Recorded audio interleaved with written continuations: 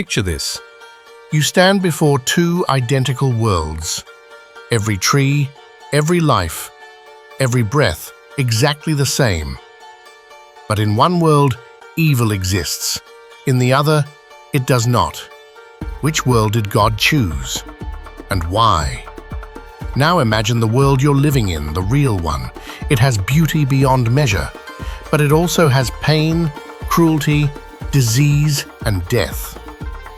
How can a perfect God create a world so imperfect? Why didn't he make a better one?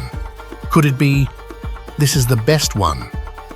That's what Gottfried Wilhelm Leibniz dared to argue, that of all possible worlds, this, with its thorns and storms, is the best God could have made.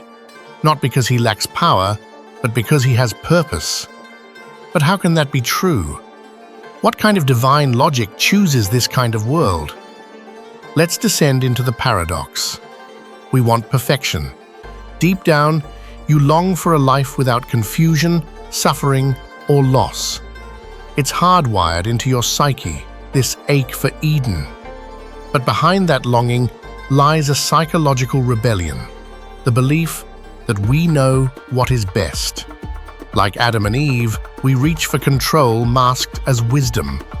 Even theologians, Augustine, Aquinas, Pascal, grappled with the conflict between divine sovereignty and human expectation. Leibniz stepped into this tension not to diminish evil, but to expose a deeper rationality.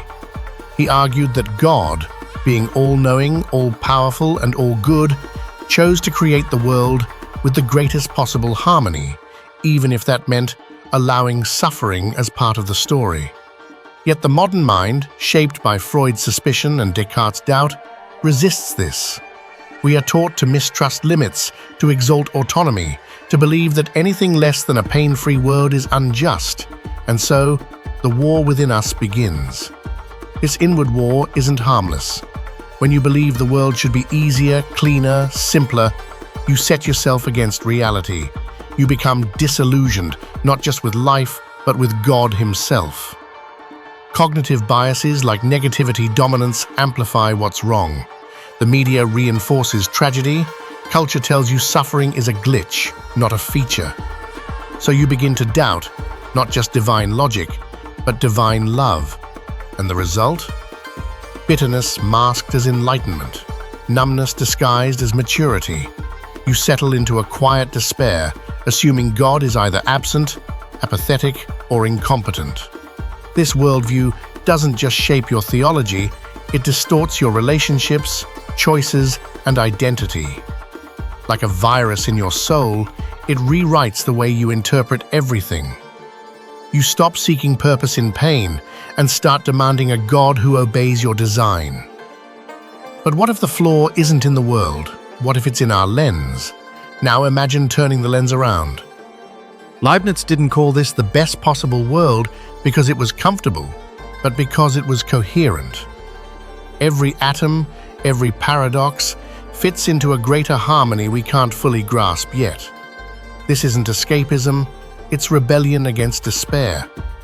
Like Job, who found peace not in answers but in awe. Like C.S. Lewis, who realized pain was God's megaphone. Like Kierkegaard, who found faith not in clarity but in the absurd leap toward hope. To break free, you must accept a dangerous truth. God's logic isn't bound by your preferences. His idea of best may include your tears, not because he delights in them, but because he weaves them into glory. The Christian worldview doesn't avoid suffering, it transforms it. It sees beyond the moment to the eternal orchestration of grace, freedom, and love. This world is not perfect, but it is perfectly chosen. What if the deepest logic of this world is not mathematical, but personal? Leibniz believed God operates with perfect reason, but the cross reveals something deeper. God operates with redeeming love.